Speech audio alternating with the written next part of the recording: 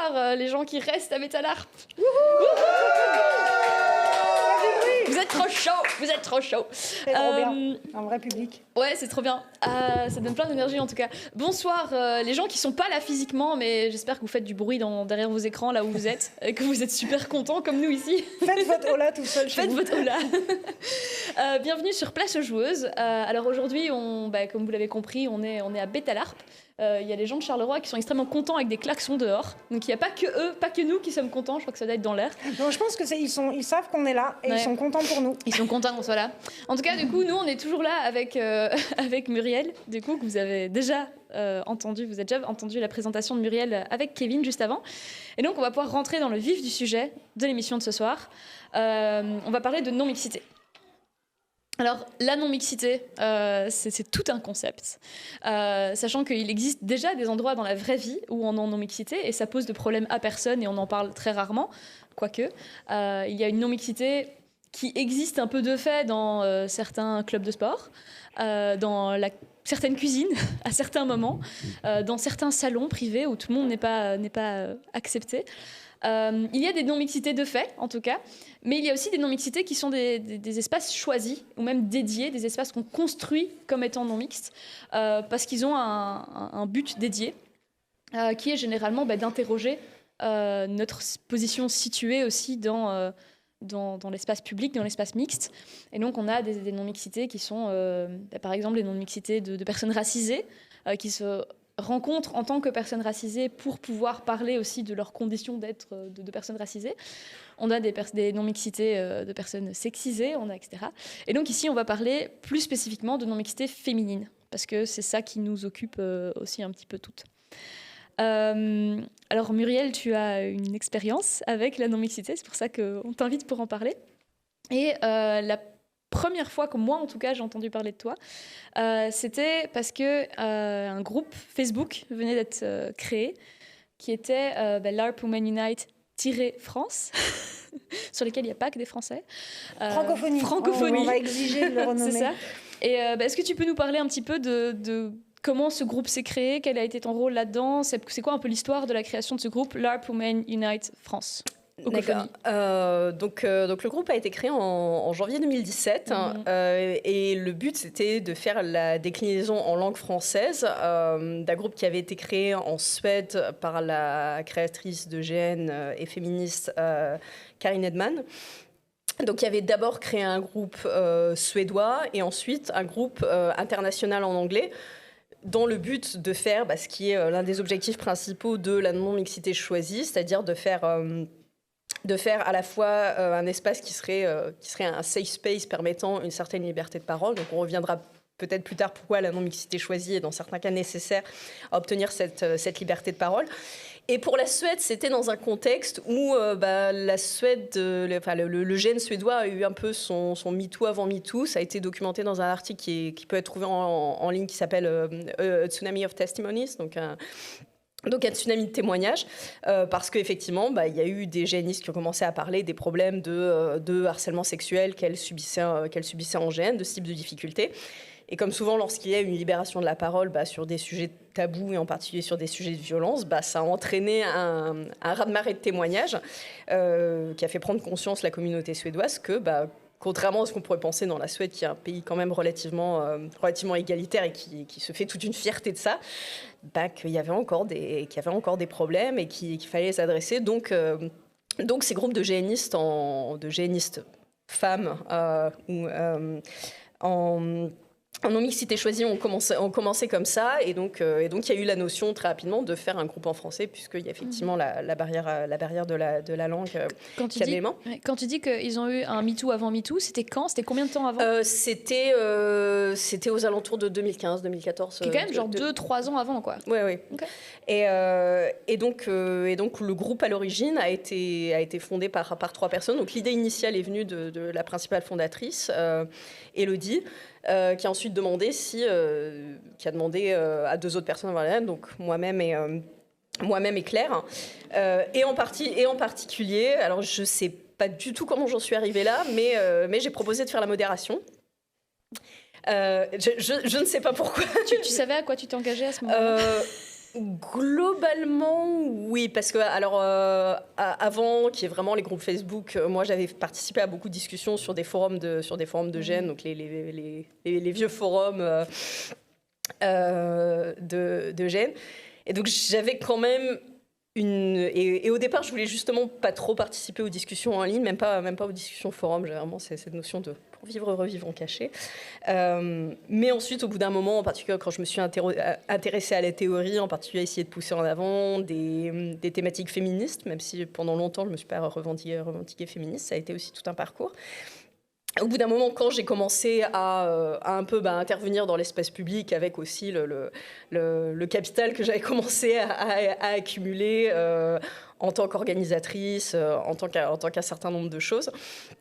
Donc j'ai commencé aussi à intervenir sur pas mal de sujets. Et au bout d'un moment, quand on voit ce type de dynamique et qu'on essaye de travailler à des questions de plus d'égalité, c'est... Ne pas s'impliquer. Au bout d'un moment, on finit par se sentir un peu complice passif, et on finit par se sentir coupable de voir toutes les copines qui sont un peu plus avancées sur le front du militantisme mouiller le maillot. Donc je me suis dit que ça ne va pas être facile, mais je pensais qu'il pouvait y avoir une véritable utilité à ça, et je n'ai pas regretté de l'avoir fait, même si ça n'a pas été facile tous les jours. C'est ça. Quand l'existence du groupe a filtré, il y a eu une vraie levée de bouclier. Comme en fait, voilà, si on veut que certaines personnes participent aux tâches ménagères, il suffit de leur interdire. Et là, tout d'un coup, ça va les passionner. Ils, de façon très neutre, vont commencer à dire, mais voilà... Le repassage, c'est mon espace et j'ai le droit d'y appartenir aussi. Comment un peu t'as vécu ce passage-là du relatif anonymat de on va lancer un groupe à l'existence de ce groupe est connue et il entraîne des espèces de fantasmes absolument délirants sur ce qui s'y passe. J'ajoute du coup l'anecdote parce que moi c'est comme ça que j'ai découvert le groupe. C'était sur un gros groupe de géanistes français, je sais pas comment s'appelait ce groupe, mais voilà, c'était un groupe Facebook, il y avait plusieurs milliers de gens, enfin en tout cas voilà. Et à un moment donné, quelqu'un a mis un petit message en disant coucou, si vous savez pas, il y a un petit groupe en non-mixité qui existe, ça s'appelle Up Women Unite, voilà, c'est que pour les femmes, machin, c'est parce que cet espace a besoin d'exister, tout ça. C'était un message tout innocent, quoi. Et en dessous, il y avait des centaines et des centaines de commentaires de mecs qui trachaient l'existence de ce truc, en disant « Mais non, mais pourquoi ça existe? C'est trop scandale, machin, machin ». Et finalement, assez peu de femmes qui réagissaient dans les commentaires. Mais toutes les femmes, elles lisaient les commentaires et elles s'inscrivaient au groupe. Et c'était fou, parce qu'il y avait un truc où beaucoup de personnes qui se sont inscrites sur ce groupe à ce moment-là, et notamment des femmes en francophonie, quoi, n'auraient pas forcément fait la démarche d'y aller à la base. N'aurait pas forcément vu la nécessité de ce truc, mais en voyant la réaction, mais vraiment le tsunami de réactions scandalisées que ça provoquait, tout le monde était en mode peut-être qu'il y a besoin de ce genre d'espace finalement, et donc ce groupe a reçu vraiment énormément de demandes d'adhésion en un coup, j'ai l'impression. on a eu un petit effet Streisand. Alors je dirais... Alors moi, c'est la loi de Lewis que j'ai postée aujourd'hui, c'est-à-dire sur Nipus, c'est-à-dire the comments on any article about feminism justify the existence of feminism. Donc les commentaires sous un article sur le féminisme justifient à eux-mêmes l'existence du féminisme. Ok, Up Women Unite était un exemple de la loi de Lewis. Et du coup, ton commentaire là-dessus? Voilà, donc je dirais, moi j'ai eu de la chance parce que j'ai quand même pas eu le pire de la shitstorm, parce qu'à l'époque la fondatrice c'était vraiment Elodie, qui en plus elle était très présente sur les réseaux sociaux. Donc c'est vraiment elle qui a pris le plus de vagues, parce que c'était vraiment le visage public. Moi, les difficultés que j'ai eues, ça a été plus en interne, parce qu'au début, quand j'ai fait de la modération, il a fallu aussi un peu inventer les règles. On avait des règles qu'on avait fixées d'avance, mais il y en a qu'on a inventées au fur et à mesure. Et dans certains cas, il a fallu... Le premier étant... ça va pas être le grand marché des idées. On va avoir des règles strictes, et... en particulier sur les questions de témoignages liés aux violences sexistes et sexuelles, c'est-à-dire on ne veut pas le classique du mais t'es sûr, mais c'est un malentendu, donc tout ce qui est... donc quand quelqu'un poste un témoignage, il ne faut pas remettre en question ce témoignage dans les commentaires. Voilà, c'est ça, tout ce qui est remise en cause des témoignages, qui est quasiment systématique, c'est un réflexe, on pourra peut-être revenir là-dessus. Mais donc c'est vrai que j'ai pas eu tellement ce problème-là, et même maintenant... j'ai souvent assez peu de problèmes. Je pense que c'est le côté d'avoir été prof pendant un moment. J'arrive à présenter les choses de telle manière que c'est peut-être inquiétant pour moi, mais j'ai jamais été vue tellement menaçante ou quoi que ce soit. Donc c'est pas moi, on a réagi par rapport à ça autrement. Le fait qu'il y ait une réaction de pourquoi les groupes en non-mixité choisis, là c'est dans le cas du GM, mais il y a eu des groupes en non-mixité choisis sur d'autres sujets, et ça crée toujours ce genre de réaction parce que ça met directement le doigt sur le fait que oui, effectivement, il y a besoin de ces groupes une fois encore pour créer, alors à la fois pour créer une certaine forme de libération de la parole qu'on ne peut pas avoir, mais l'origine des groupes en non-mixité choisis, en particulier dans les années 70, c'était aussi de permettre de s'organiser entre personnes subissant le même type de discrimination. Et leur origine, comme tu l'as rappelé correctement, c'était les groupes de parole pour personnes racisées, donc subissant des discriminations racistes. Et dans le cas des inégalités hommes-femmes, là où je pense que ça froisse un peu, c'est qu'effectivement, les premiers combats féministes, c'était des combats d'égalité de droit, avec chaque fois des éléments de ralliement qui peuvent être traduits en droit et qui étaient relativement évidents. Première vague, c'est la question du droit de vote et des droits civiques. Deuxième vague, c'est la contraception, l'avortement et l'autonomie corporelle. Mais maintenant, ce sur quoi on arrive, c'est des choses qui illustrent encore plus le vieil adage de le privé est politique. Donc des éléments qui contredisent l'idée que maintenant l'égalité est acquise, effectivement, en droit, sauf que les inégalités salariales sont toujours là, sauf que puisqu'on parle de parole, on pourra peut-être en reparler un peu plus, quand il y a justement des groupes non mixtes, la parole est majoritairement masculine, il y a des études pour ça, ça a été mesuré.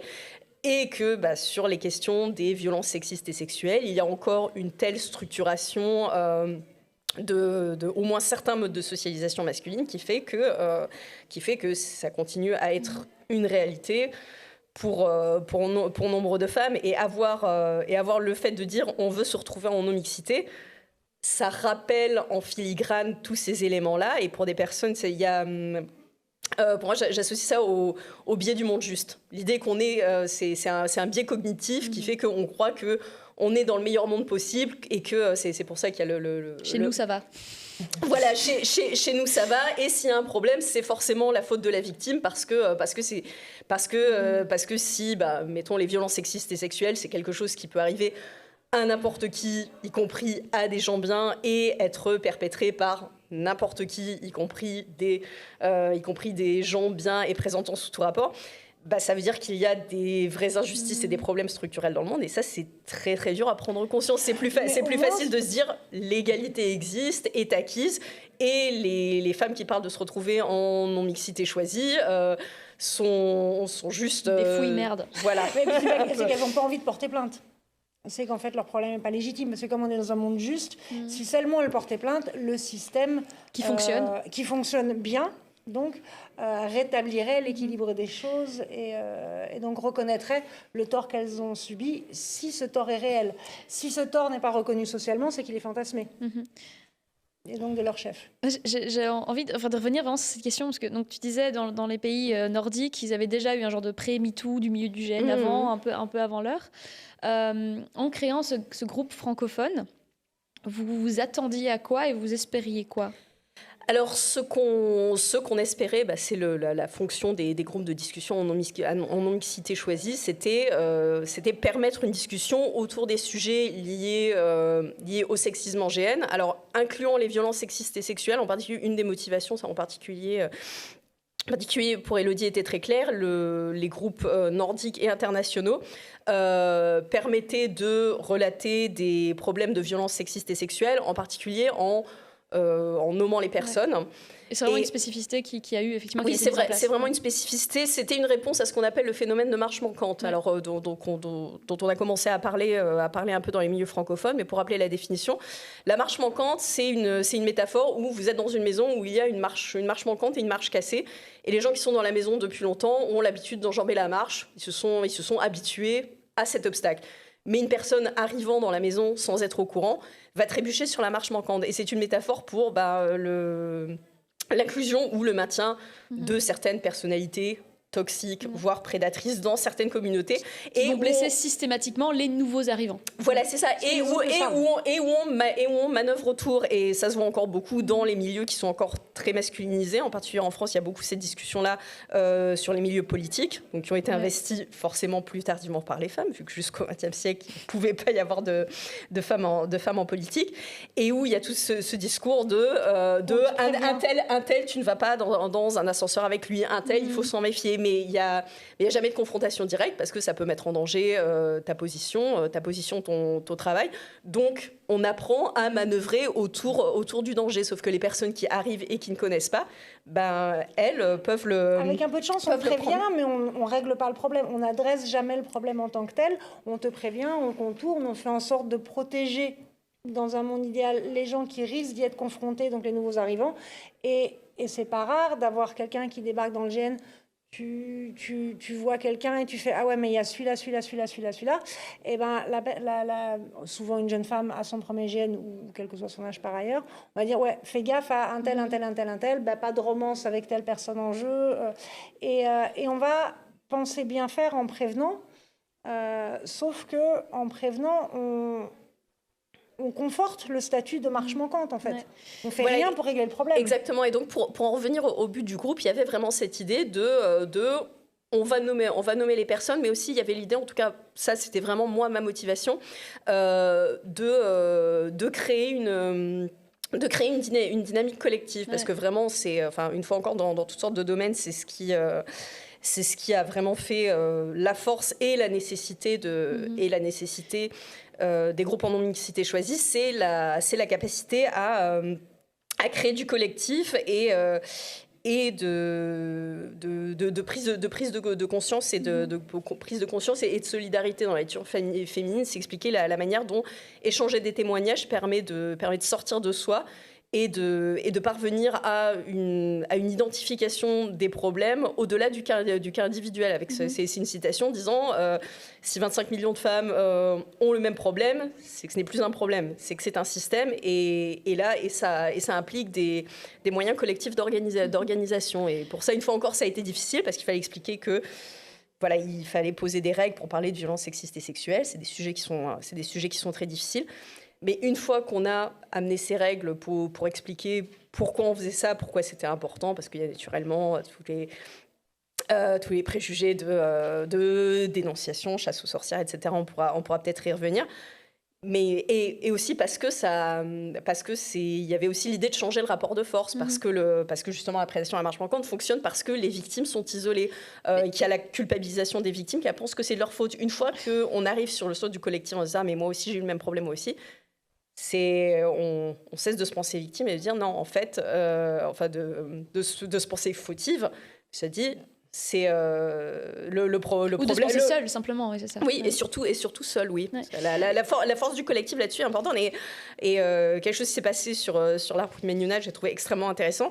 C'est des groupes de joueuses qui sont organisés sur des jeux où, pour le compte, moi, je ne vais pas du tout, en particulier des combats SLARP, etc., pour se créer des safe spaces entre elles, pour créer des règles de sécurité sur leur campement, etc. Parce que le but aussi pour nous, c'était de partager des ressources, en particulier sur la sécurité émotionnelle, sur la prévention des violences sexistes et sexuelles. Et là, effectivement, c'est un domaine sur lequel ça a énormément marché, parce qu'il y a eu une énorme émulation de se rendre compte que oui, non seulement il y a un problème, mais si on y travaille collectivement, on peut faire bouger les lignes, on peut faire bouger les choses. Et il y a eu des partages aussi sur des gens où tout d'un coup, quelqu'un dit « ouais, telle personne, je ne suis pas sûre qu'il soit hyper safe ».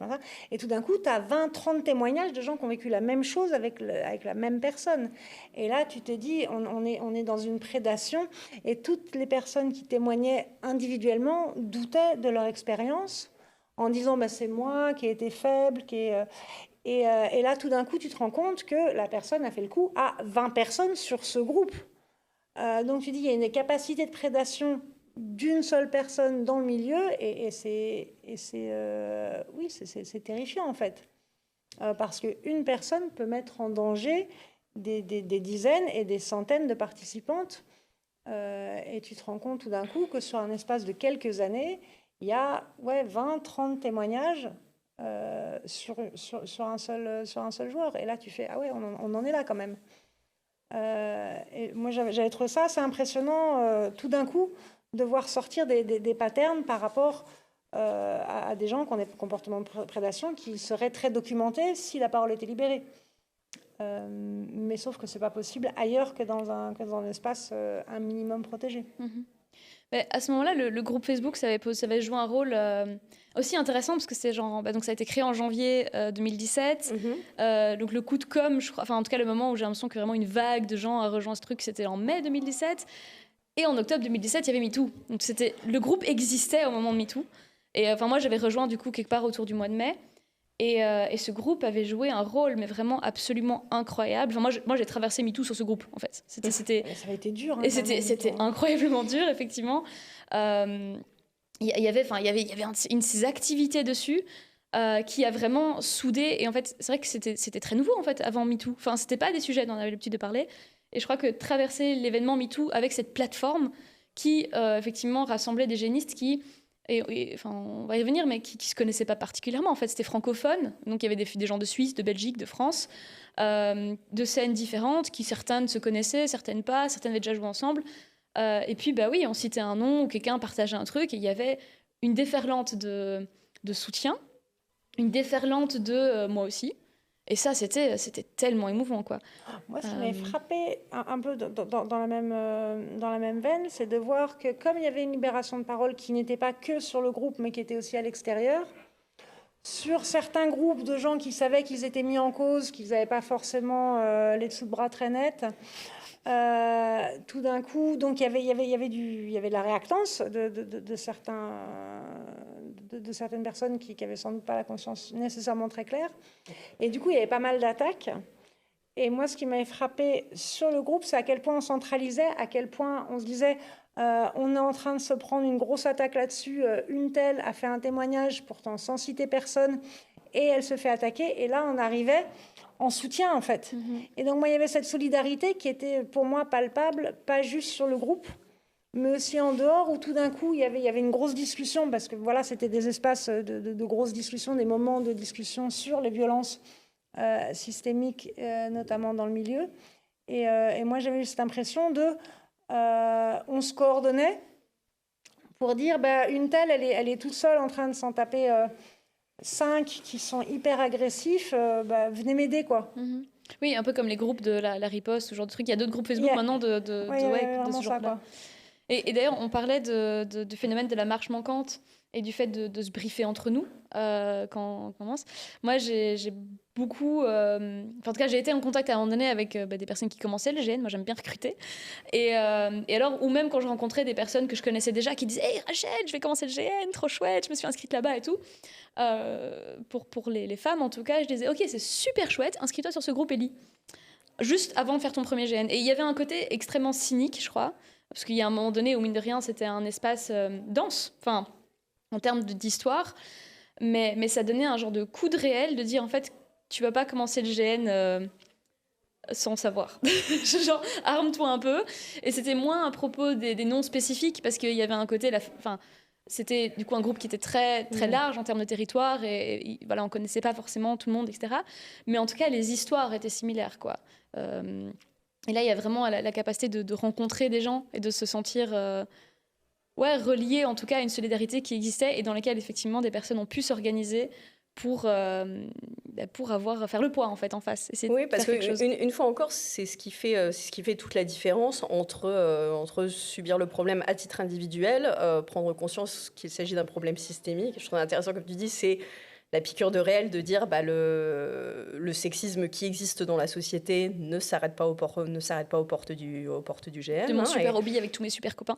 Voilà. Mais il y a cette envie là, elle existe. Hein, oui, mais et donc effectivement, c'est à ce titre que alors bon après voilà, il y a eu des choses qui n'ont pas été parfaites et tout ça, mais sur les éléments de réussite du groupe, pour moi c'est vraiment sur cet élément-là, sur la manière dont ça a créé de la solidarité, de la prise de conscience du collectif. Et je trouve ça effectivement très intéressant qu'on ait fondé ce groupe en début 2017 et qu'effectivement en octobre 2017, c'est l'explosion de MeToo. Donc voilà, on avait peut-être intuitivement la conscience en tout cas que il se passait quelque chose, que ce sujet allait devenir important pour moi MeToo, du fait que j'étais chargée de la modération du groupe. En plus c'était une semaine MeToo était un taf à plein temps. Et en plus j'étais en vacances, donc j'étais sur la route à gérer la surveillance du groupe sur le téléphone portable et donc effectivement, pour le compte, j'avais des sentiments très ambivalents parce que d'un côté, j'étais contente que l'espace de parole fonctionne pour ce qu'il était. Effectivement, ces mouvements de solidarité, de on se soutient, on se tient les coudes et qu'il y avait vraiment quelque chose qui se passait, c'était considérable. Et en même temps, c'est un peu l'abîme qui s'ouvre à des pieds en disant là on s'éponge les unes les autres jusqu'à ce que tout le monde soit saturé. Mais aussi on a monté ce truc-là. On a une responsabilité par rapport à ça. Et quand la responsabilité c'est de se voir donner la confiance d'histoires douloureuses, traumatiques, c'est énorme et c'est considérable. Et en même temps, comme tu as dit toi-même, ça a créé de la solidarité, ça a fait se poser des questions. Donc ça en valait le coup. Mais c'est dommage qu'on doit en parler, pas en passer par là. Et par rapport à ça, toujours l'idée. Un autre élément important que malheureusement on est obligé de rappeler à chaque fois, c'est que la non-mixité choisie, ce n'est pas une fin en soi. On ne veut pas. L'objectif n'est pas de faire éternellement des GN entièrement saphiques sur notre île en non-mixité uniquement entre femmes, mais une fois encore d'utiliser un espace de parole et d'organisation pour pouvoir améliorer les choses dans les espaces mixtes. Et dans un monde idéal où on n'aurait pas à faire face à ce genre de problème, on n'aurait pas besoin de ce genre de groupe. Le fait qu'on en ait besoin et qu'il y ait autant de choses qui est circulé par ça signifie effectivement que on veut s'emparer de ces problèmes et voilà. Mais moi, j'aimerais bien poser la question au public, comme ça le public a l'occasion de proposer aussi des réflexions. Donc là, on parle de l'Arab Women Unite, donc qui était quand même, à ma connaissance en tout cas, le premier groupe francophone en non-mixité féminine qui était quand même d'une très grande ampleur. Est-ce que ce stade, vous avez des réactions, des questions? N'hésitez pas à à intervenir en fait. N'hésitez pas. Il y aura d'autres sujets aussi après, mais comme ça, on prend au fur et à mesure. Oui, moi je fais partie de ce groupe. Je suis arrivée un tout petit peu après MeToo. Et je me souviens à l'époque avoir énormément discuté du fait que ce lieu soit en non-mixité. Pas de ce qui se disait dessus, mais juste du fait que ce lieu soit en non-mixité. Et n'avoir jamais réussi, je pense, à réellement convaincre les personnes masculines avec qui j'en discutais, qui se disaient que pour faire bouger les choses, il fallait absolument que ça concerne tout le monde, ce qui n'est pas faux. Et mon argument principal, c'était mais si à un moment, autant de personnes dans un lieu de non-mixité arrivent à témoigner que sur ce lieu-là, c'est peut-être qu'en fait, il y en avait vraiment besoin et que, oui, il faut qu'on fasse tous bouger ensemble les choses, mais c'est un petit pas à la fois. Et en fait, si on veut reconstruire cette marche, il va déjà falloir déconstruire le trou, le remettre à la bonne taille, ensuite le combler de ciment, et là, on va pouvoir commencer à reconstruire la marche en elle-même. Ouais. Donc c'est un pas à la fois. Et à titre personnel, moi, il a été très important et quasiment indispensable. L'existence de ce groupe a fait beaucoup de bien. J'ai envie de rebondir sur ce que tu dis parce que donc MeToo, et en fait je me rends compte maintenant c'est les 5 ans de MeToo cette année. Et en fait on est en octobre, donc en fait c'est les 5 ans de MeToo. Wow. Happy birthday MeToo. Voilà, Happy MeToo. C'est ça que j'aimerais fêter, j'avoue. Je sais. Mais on a fait du chemin d'ici là, et depuis lors, et en fait, moi, ça me donne quand même un peu une émotion d'y penser. Mais je pense à cette époque-là, en fait, MeToo, c'était aussi plein de personnes qui commençaient à mettre juste MeToo, enfin moi aussi, en fonction d'à quel point on était francophone, juste sur les réseaux sociaux, de l'afficher, quoi. Et je me souviens que sur le groupe, il y avait des gens qui commentaient des trucs du genre, je suis tellement impressionnée par ces personnes qui publient des trucs publiquement, soit qui publient un témoignage, soit qui mettent juste MeToo sur leur mur, parce que moi je peux rien dire, moi je peux pas parler, je peux même pas faire face à ce que ce sujet m'évoque. Et donc sur le groupe, il y avait aussi des personnes qui parlaient silencieusement et enfin ce groupe a pu recueillir cette parole silencieuse de dire je ne peux pas parler ailleurs, mais j'aurais pu parler. Enfin, et c'était tellement beau de voir cet accueil, quoi. Enfin, c'était horrible, c'était horrible, mais c'était super important. Enfin, moi aussi, moi je crois que ce groupe a vraiment fait un impact énorme dans ma vie, quoi. Et au-delà de ça, vous en avez déjà parlé tout à l'heure, mais en fait le fait qu'il y ait ces règles et que ça nous oblige à aller au-delà des choses qui sortent systématiquement, mais est-ce que tu es sûr, ce genre de choses, toute cette vague de soutien, je pense que quand on témoigne, ça fait vraiment du bien, en fait. Parce que quelqu'un qui va se faire tabasser dans la rue, personne ne va lui dire « Mais t'es sûr que tu t'es vraiment fait frapper ?» Mais là, par contre, si, cette question revient systématiquement. Et du coup, l'espace de témoignage, justement, safe, avec tout ce soutien, a dû en aider plus d'une. C'est clair, ouais. On prend une autre intervention avant de... Je pense que le timing... volontiers, mais sauf que c'est Romain, quoi. Non, mais... en termes de timing, je me dis, on continue, et puis on fait une intervention entre chaque sujet, et à la fin, on fait des discussions plus longues. Ok, d'accord. J'avais une remarque, mais elle n'est pas forcément pertinente. Plus une question, c'est presque pour Muriel, parce que je pense en termes d'historiographie que... Alors, je parle de choses, je ne suis pas dedans, parce que moi, je suis une... Bref, court, je digresse. Ok. Il y avait un groupe des gens en non-mixité, d'une association dont on fait partie tous les deux, je pense à Relienne de Charme, qui, à ma connaissance, est antécédent à l'Harp Women Unite également. Et du coup, alors, j'ai eu déjà des éléments de réponse dans les échanges, mais si tu saurais faire pour toi une différence entre ces deux espaces, ce qu'ils apportent et pourquoi déjà il y a une réaction différente de l'extérieur, un peu peut-être un comparatif. Tu vois, alors oui, très simplement, tout simplement parce que non, tout simplement parce que Relienne de Charme à l'origine c'était un groupe d'entraide au régime. De quoi ?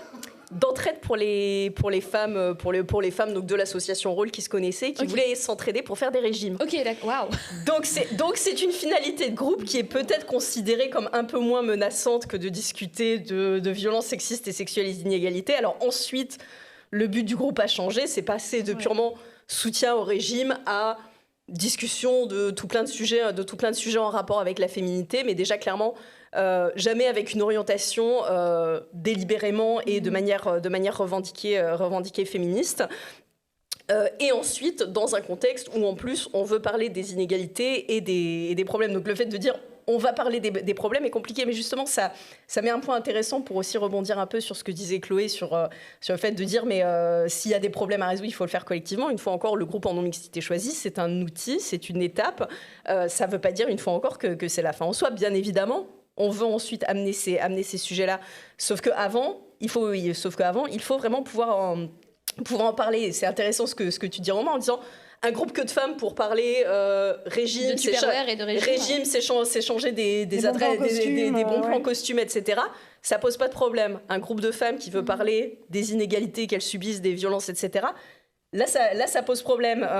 Pareil, je lisais certains articles historiques sur les groupes en non-mixité choisis, avec cette idée qu'il y a par exemple des groupes pour les alcooliques anonymes ou de soutien pour un certain nombre de choses qui ne pose pas de problème particulier. Donc pourquoi, par contre, dès qu'on parle de groupes en non-mixité choisie, pour les femmes ou pour les personnes racisées, ça pose problème? Parce que derrière, il y a une question de rapport de domination, de discuter des rapports de domination et éventuellement de les remettre en question. Et c'est cette question de contestation du statu quo et de mettre le point sur des inégalités existantes qui crée ce phénomène de réaction. Parce que ça heurte à la fois l'idée que on vit dans le meilleur des mondes possibles et on vit dans un monde juste, qui pour moi est quand même aussi une racine importante, et aussi voilà l'envie de se dire qu'il n'y a pas de problème et que tout va bien. Et outre le fait, je vais rajouter ça. Donc il y a déjà la question, le fait que on parle de violences sexistes et sexuelles, tout ça, qu'il y a des choses qui sont énormément tabous, comme tu dis, certaines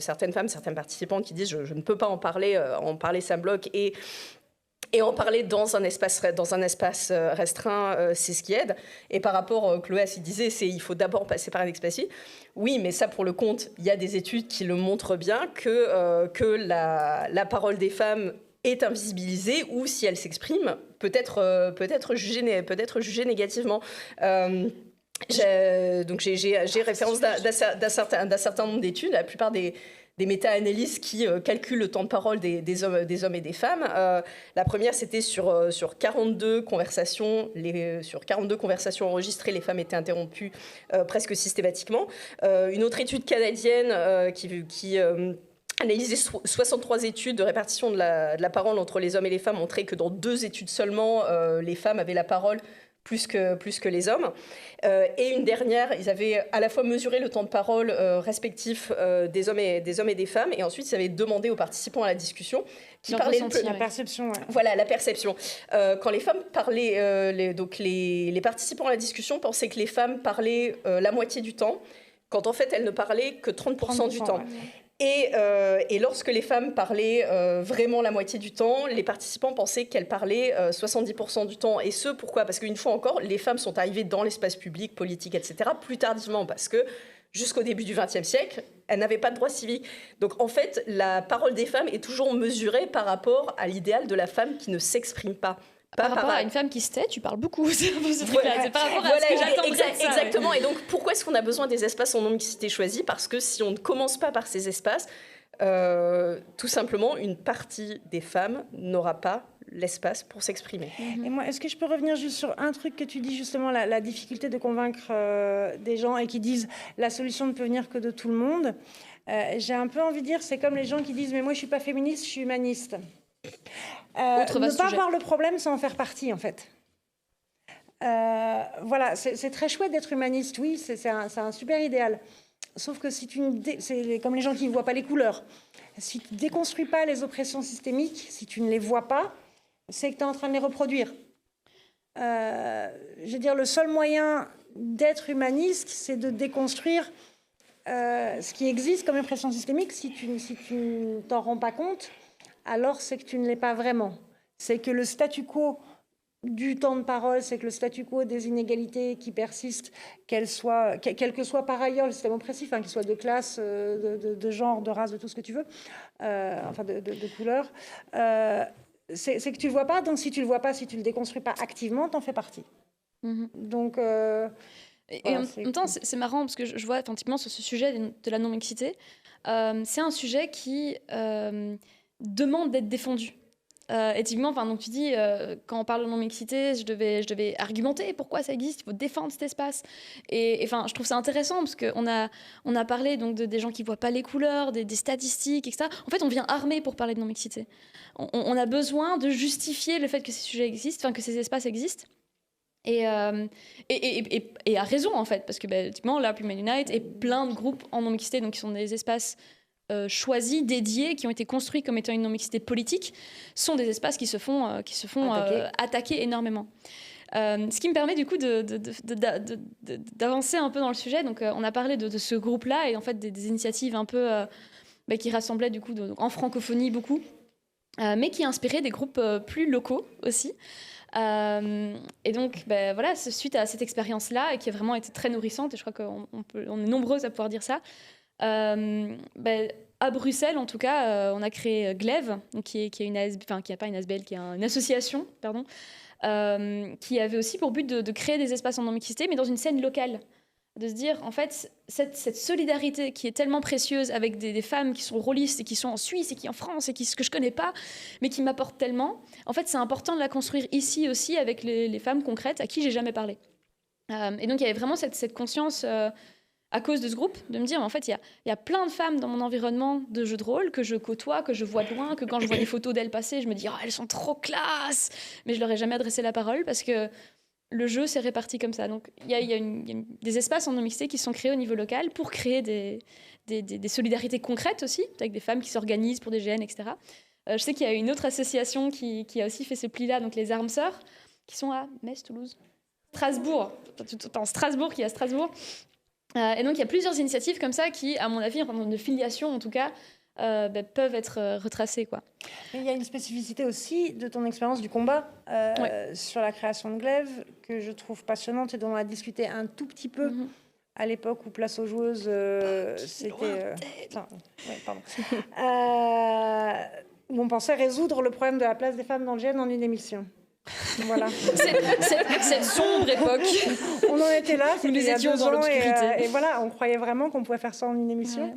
Ouais. Et du coup, je t'avais interrogé justement sur le combat et le combat en non-mixité. Et c'est ça qui m'a donné envie de faire ce sujet ce soir. Ouais. C'est de mélanger l'expérience de Muriel à la fois sur l'Arc Women Unite et comme game designer, et ton expérience de Glaive et du combat en non-mixité, et de pourquoi le combat en non-mixité. Après, je ne sais pas si on doit le faire maintenant, si on doit faire une pause. Non, je crois qu'on peut finir ce sujet-là avant de faire une pause, sinon... Comme tu sens. Je crois qu'on peut aborder ça, et puis comme ça, on clôture là-dessus. Si je peux faire un point rapidement pour Glaive, j'ai suivi votre fondation, et puis aussi ce type d'initiative quand elle passe sur l'Arc Women Unite, en particulier de groupes de joueuses qui s'organisent sur tel ou tel GN, et je trouve ça formidable. Chaque annonce d'initiative visant à soutenir l'entraide entre joueuses fait complètement fondre mon petit cœur tout mou, donc bravo à vous. Donc c'est vrai que tu fais le lien sur le combat, et en fait, donc Glaive, à la base, voulait proposer des entraînements en non-mixité, des entraînements d'escrime ludique. Il y avait toute une réflexion sur effectivement le combat, etc., et l'accessibilité du combat, et le rapport au sport. Enfin, c'est un peu ça les sujets qui étaient là à l'origine. Mais en fait, ça n'a pas du tout... c'est pas du tout resté au centre.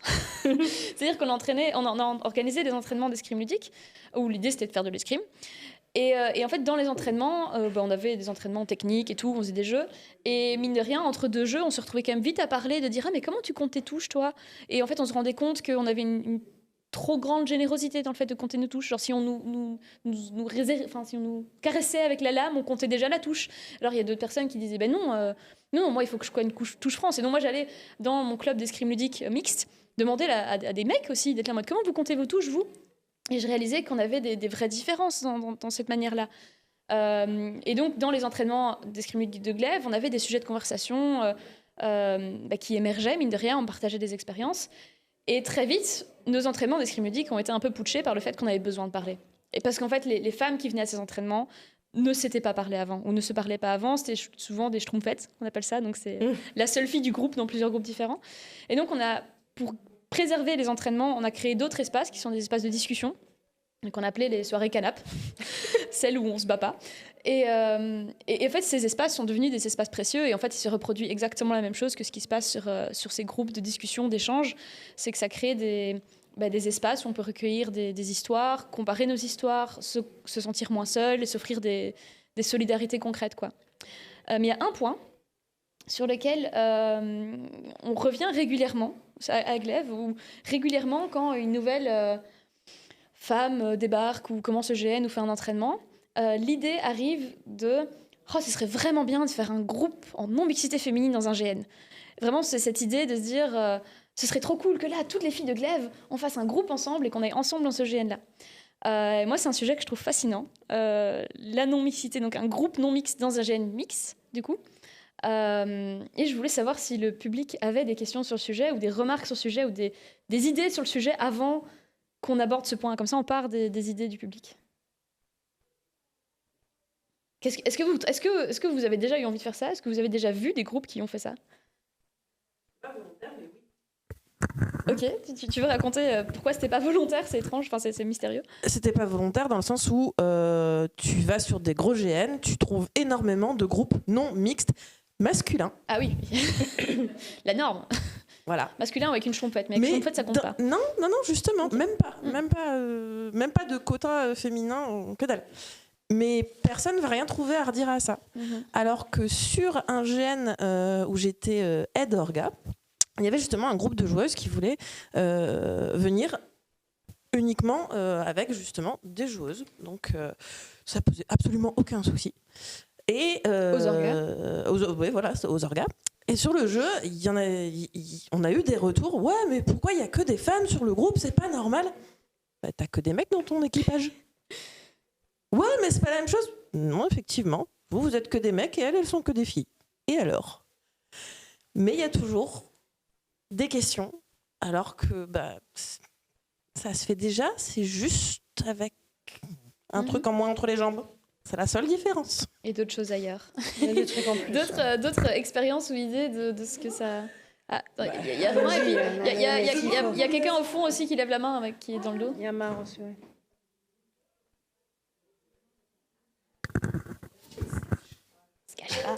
À côté du radiateur, dans le fond. Si j'ai pas le fait. C'est pas exactement la même chose, puisque du coup, c'est pas d'un groupe de personnes, de femmes en fait, en non-mixité choisie de groupe, mais un groupe queer, où on s'est dit ce serait super chouette d'aller vraiment juste déranger les gens avec juste un groupe qui respecte absolument pas les normes de genre. Et finalement, il s'est jamais fait à cause de l'anticipation, de la fatigue de devoir expliquer à absolument tout le monde qu'effectivement on n'appartenait pas à la binarité de genre. Et voilà, ça a toujours été un regret, mais c'est quelque chose qui a existé. Il y a une pensée vraiment d'une quinzaine de gens qui s'est dit allez, on va juste aller envoyer tout le monde se faire foutre. Et finalement, ouais, c'est ça. Il y avait une fatigue quotidienne de devoir déjà expliquer les choses dans le monde. Qui nous a empêché de l'apporter dans les mondes virtuels et dans les GN où on avait envie de le développer, quoi. Donc vous l'avez pas fait par anticipation? Ouais. Ok. On va en discuter, je crois. Enfin, sinon on fait comme ça, on a des différents points de vue.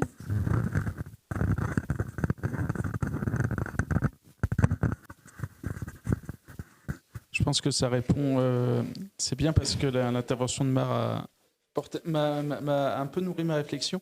Moi, j'ai tout de suite eu le gros warning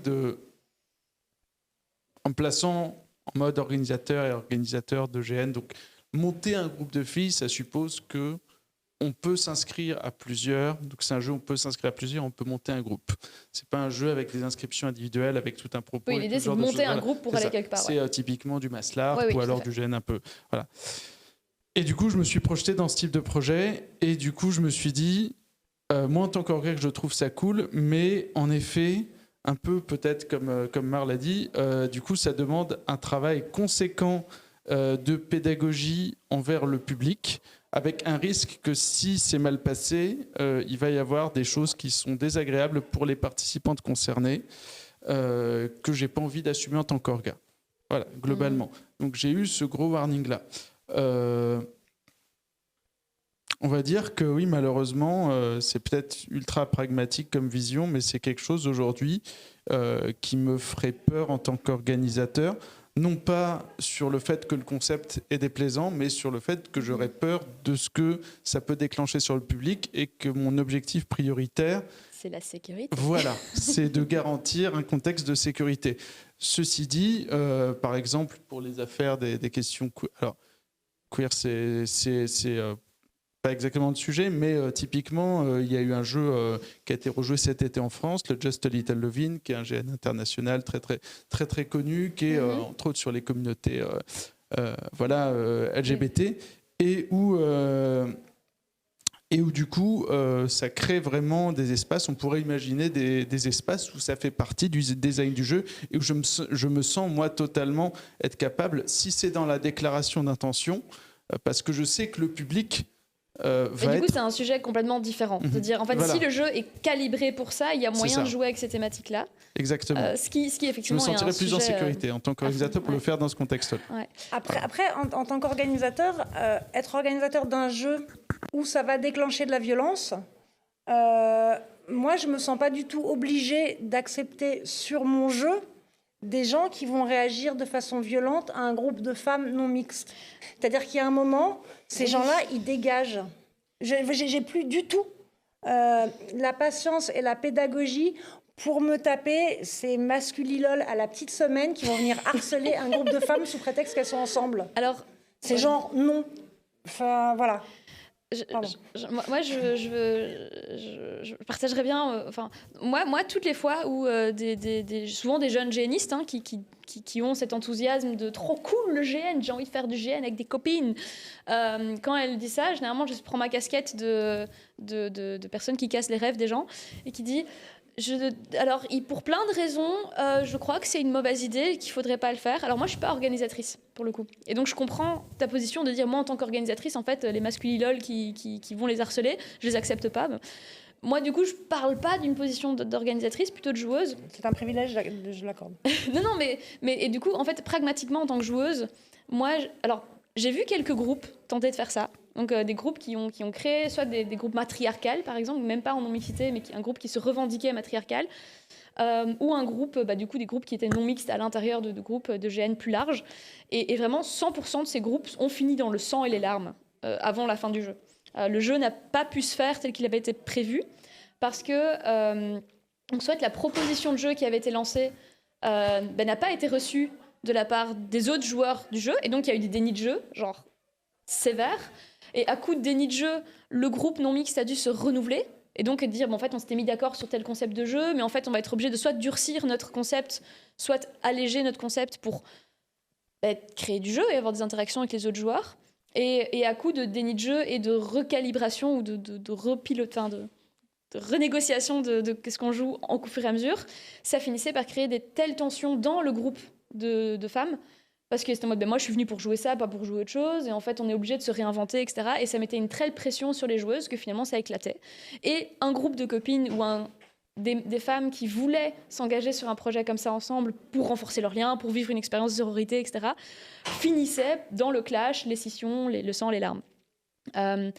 Et c'est pas du harcèlement, je crois, de la part de 2-3 connards sur le site. C'est des dénis de jeu, en fait, souvent.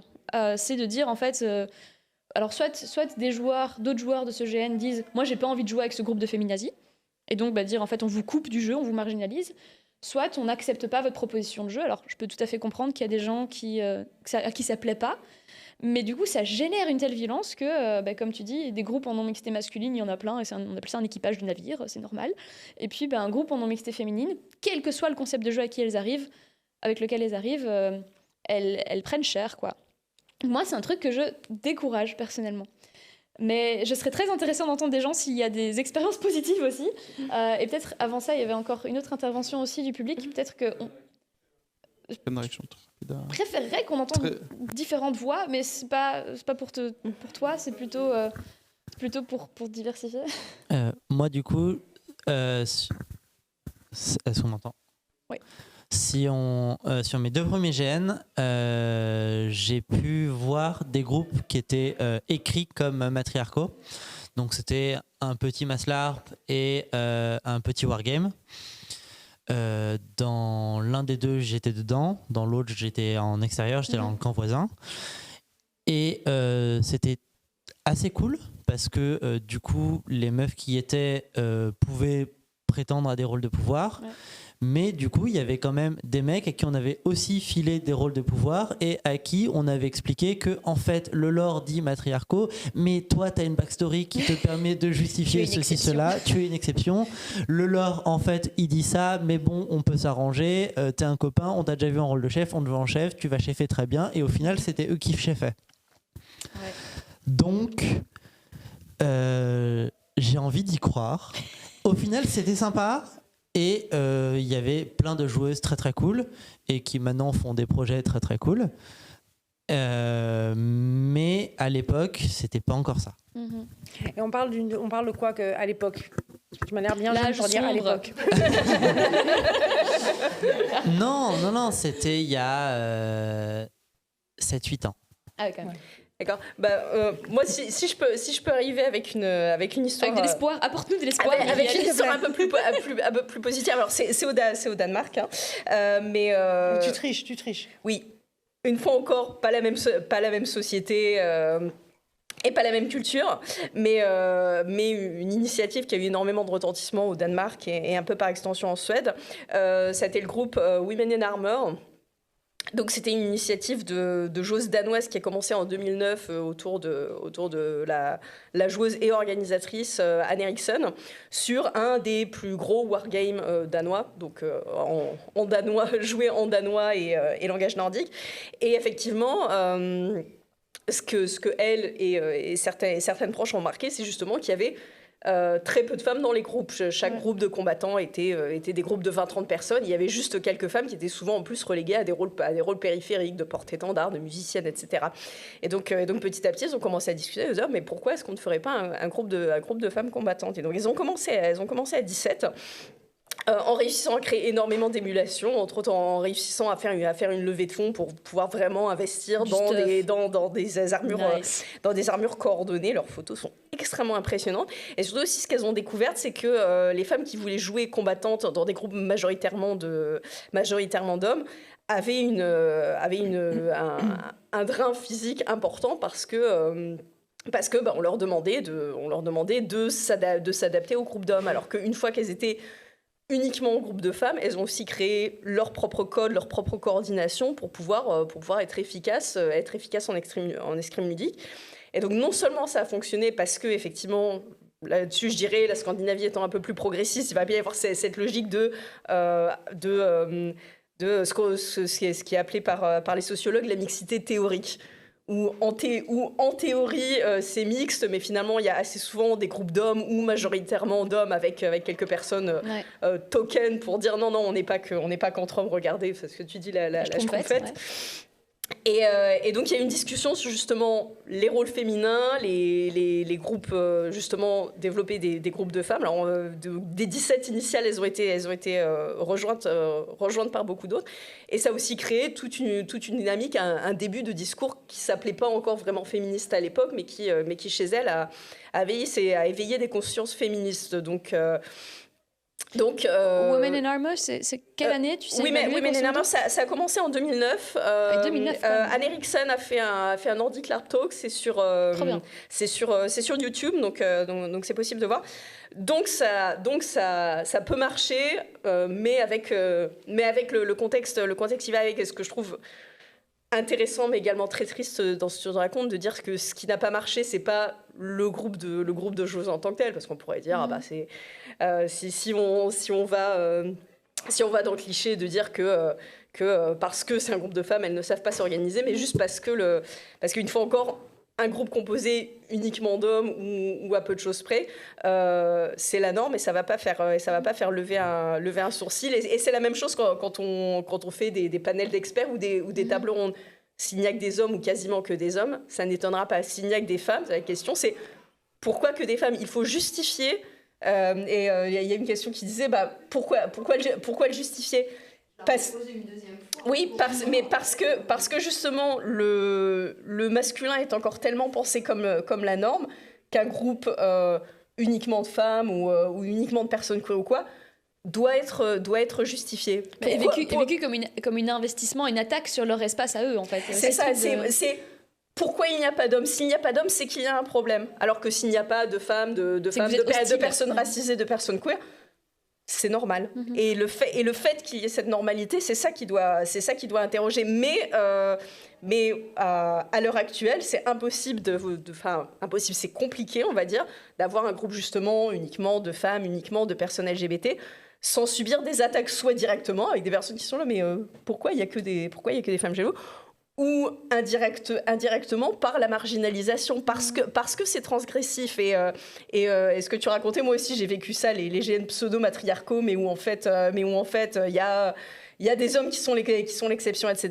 Parce qu'une fois encore, c'est tellement c'est tellement codé dans la société, en particulier dans les codes du politique, parce que pour moi, ça vient vraiment du fait que la politique, à l'origine, la vie de la cité était uniquement un milieu d'hommes qui s'est féminisé, mais c'est trop récent et trop long.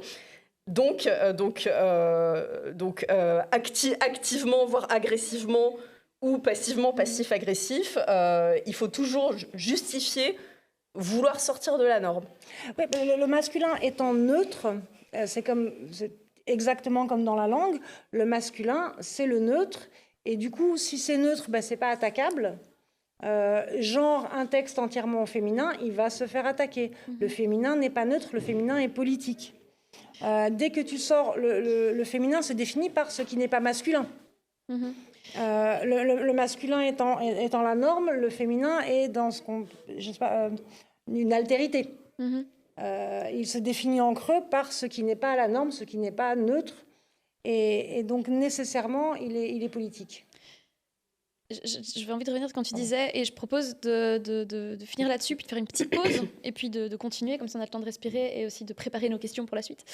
Quand tu disais, donc c'est pas juste un groupe de femmes qui n'a pas réussi à s'organiser, et c'est important de le dire parce que en fait, tous les nouveaux groupes de GN, quand ils débarquent dans un grand GN, dans un Maslar, peu que ce soit, il y a toujours un moment de on s'est pensé comme ça, mais dans l'échiquier de ce qui existe déjà, on doit se reconfigurer un petit peu. Et donc ça vient mettre sous tension le groupe. Et donc tous les nouveaux groupes, le temps que leur jeu prenne, sont mis sous tension. Ce que je constate, c'est que dans des groupes qui sont justement des groupes de personnes minorisées, et particulièrement du coup les groupes de femmes, etc., c'est que cette pression finit par détruire le groupe de l'intérieur. Donc ça détruit le cadre, quoi. Qui parfois a été très bien posé. Parfois pas, hein, j'admets, toutes les histoires, pas forcément toujours. Est-ce qu'il n'y a pas aussi un effet de... je ne sais pas si ça s'applique exactement, de dire la minorité modèle, de dire on essaye de faire un groupe que de femmes, c'est relativement transgressif jusqu'à la norme, par rapport à la norme, on essaye de pousser les limites. Si on échoue, ça va potentiellement faire reculer cette chose. C'est vraiment le fait de... Si un homme échoue à quelque chose, ça sera représentatif que de lui. Par contre, si des femmes échouent à faire quelque chose, ça sera potentiellement jugé comme représentatif de toutes les femmes. Et par contre, je trouve ça intéressant parce que ça, quand tu dis aussi la naissance du groupe LARP Women Unite et France, etc., je crois aussi qu'il y a une naïveté dans ce genre de groupe de femmes, de se dire, puisqu'on est des femmes, on va s'entendre. Et en fait, c'est pas vrai. et quand je vois tout le travail justement de modération, de cadrage, d'éducation qui a été fait à LARP Women Unite France pour faire en sorte que ça marche, il y avait des crispations, hein, c'était pas facile. Enfin, il y avait des tensions, il fallait apprendre, etc. Et on a appris ensemble à essayer de créer cette sororité qui n'est pas du tout automatique. Si on met des femmes dans une pièce, il se passe pas magiquement un truc où leurs règles s'alignent et genre, elles sont pas magiquement en concurrence, mais elles sont pas magiquement... Je veux pas essentialiser, mais il y a un peu ce truc de je crois aussi qu'il y a un peu ce truc de nous sommes génistes, nous sommes des femmes, nous avons suffisamment de points communs pour s'entendre. Eh bien, pas forcément, et il y a un travail qui doit être fait aussi, mais voilà, qui vers l'extérieur, en tout cas, je crois, est soumis à des challenges très hauts. Je propose qu'on fasse une petite pause. Tu finis et puis tu annonces la pause. Rapidement, et après, je te jure que j'annonce la pause. C'est-à-dire qu'il y a un biais aussi qui dit que si on est opprimé, si on est victime d'une oppression systémique, alors on a quelque chose en commun qui doit nous réunir, absolument.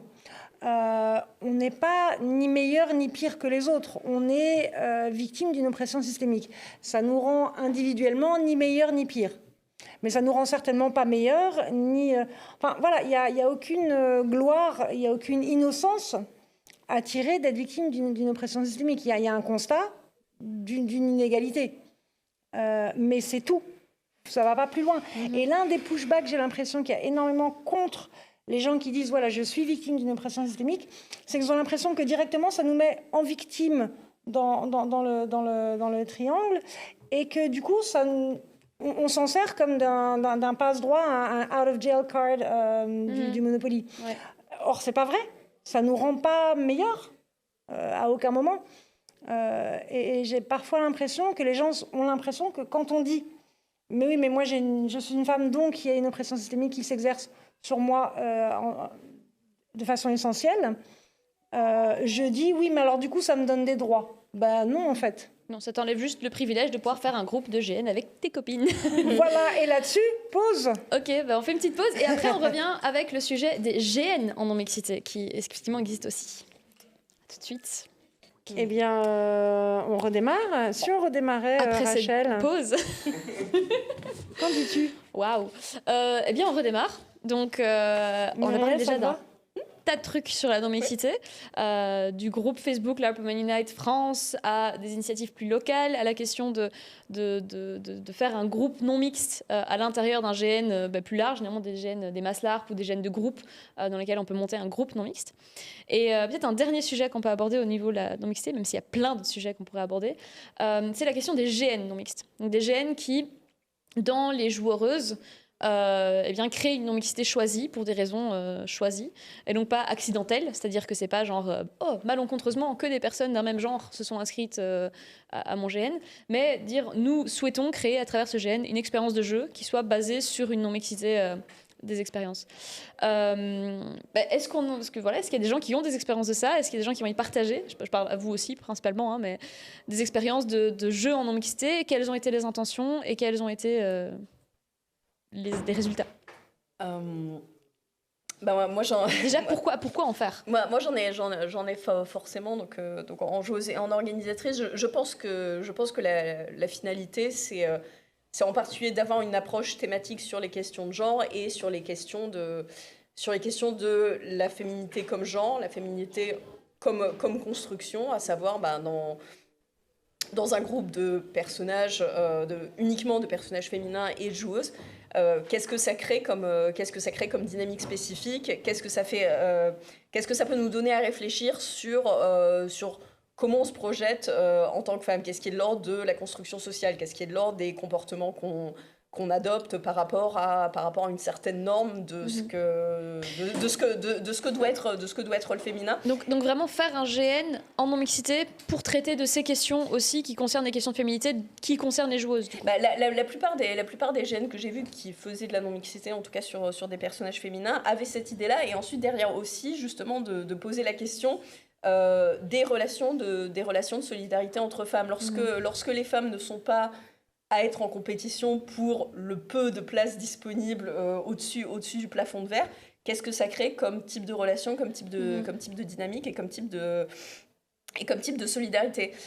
Donc un des premiers exemples, c'est Mad About the Boy, donc qui est ce jeu d'anticipation donc, où tous les hommes sont morts sauf un, mais tout le premier acte est uniquement en joueuse.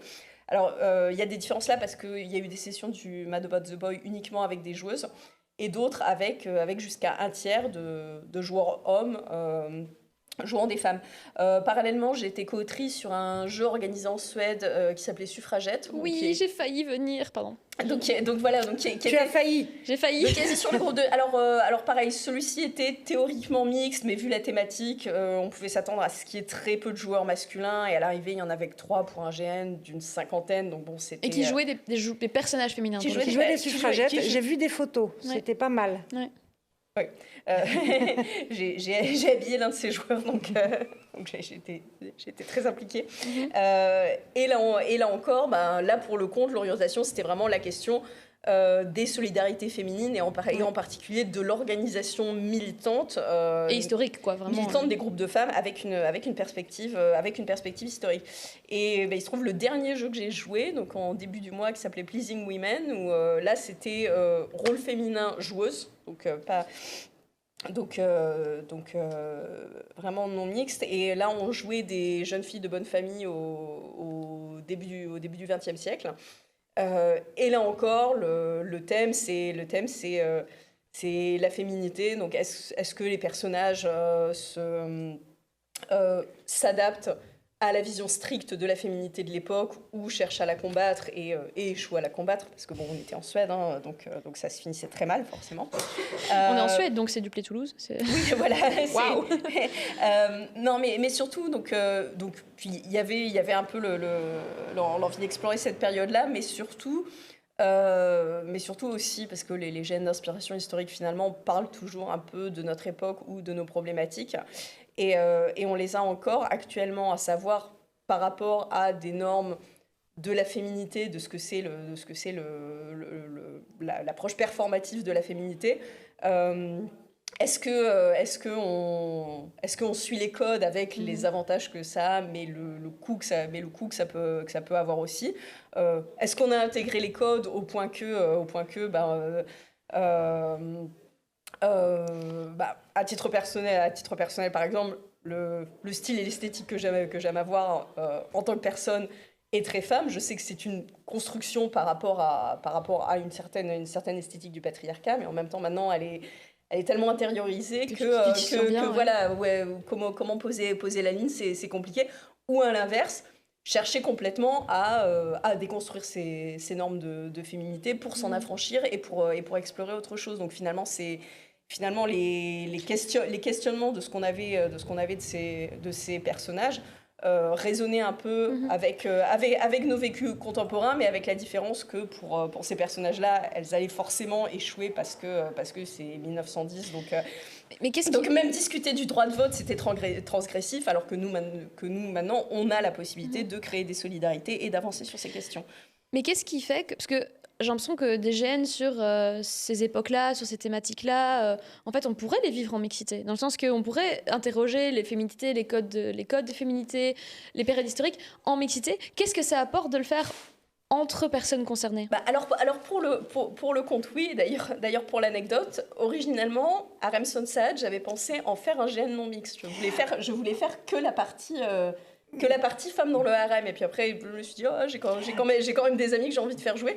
Donc je l'ai tendu pour faire quelque chose vraiment sur la définition de genre, mais aussi les rapports de genre et les rapports de pouvoir. Alors que si tu centres uniquement sur un genre en particulier, on parlera peut-être des GN en masculinité non mixte, ça permet simplement de centrer le focus un peu.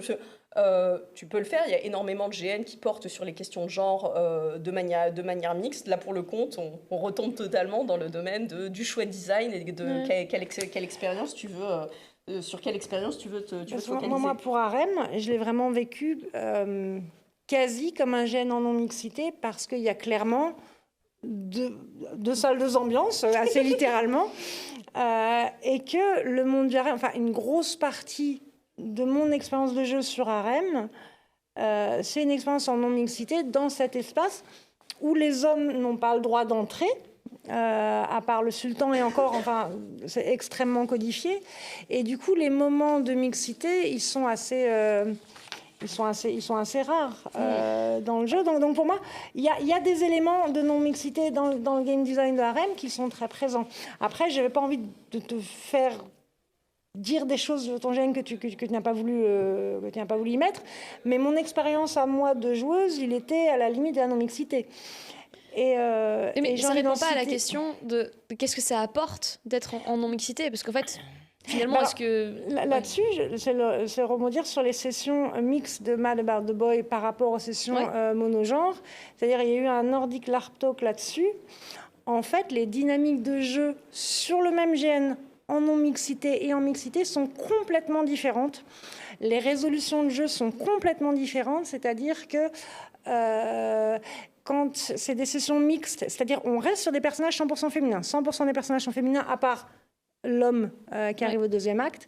Mais les dynamiques de jeu, si des hommes jouent des personnages féminins, il y a beaucoup plus de résolutions violentes, il y a beaucoup plus d'action. Là où les femmes sont beaucoup plus dans une recherche de consensus, de trouver la solution entre elles, etc.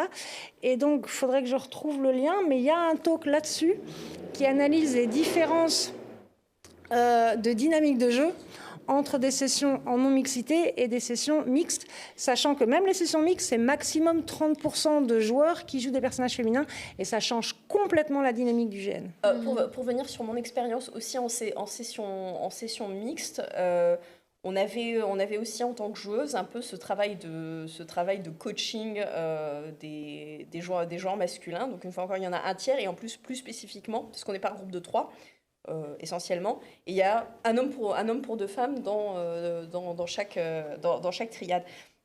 Et donc non seulement il y a tout le travail en atelier où on demande énormément aux femmes d'accompagner les hommes sur la discussion de ce que c'est que l'aspect performatif du genre féminin, mais aussi à l'intérieur du jeu, il y avait, sur ma session, on avait même essayé de commencer à développer des métatechniques et des signes pour ça.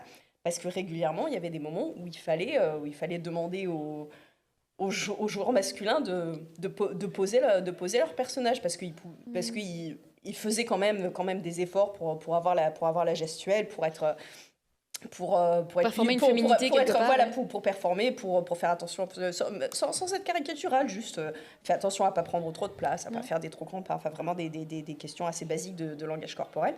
Mais dès que la tension montait et qu'il n'y avait pas une focalisation, et en particulier dès qu'il y avait une confrontation, là tout de suite ça popait. C'était assez impressionnant à voir, et il fallait qu'on tape sur l'épaule, c'est non. Redescends. Moi, je suis frappée là, parce que j'ai l'impression qu'on essaie de se poser la question de qu'est-ce que ça apporte de jouer en non-mixité, et on répond comment gérer les hommes qui viennent jouer des personnages féminins dans des questions qu'on essaie d'avoir en mixité. Précisément parce que quand on joue en non-mixité féminine, on n'a plus à se poser ce genre on ne doit plus gérer les hommes. Ce genre de questions. Donc ça fait que les relations entre joueuses sont beaucoup plus harmonieuses, sont beaucoup plus apaisées. Ça permet d'avoir des moments de solidarité aussi. Enfin moi sur ce jeu Pleasing Women, où on avait des dortoirs de filles, on avait des moments vraiment mais ça donne vraiment cette impression que genre ok, bon, les femmes, elles ont à gérer les hommes dans des espaces de jeu, etc. Et que quand les femmes, elles sont entre elles, tout d'un coup, on arrive à un genre de paradis du GN où tout est plus fluide. Et je suis d'accord avec ça. Je suis d'accord avec ça. Non, pas de paradis du GN, mais je pense que c'est vraiment une expression aussi de la manière dont il y a...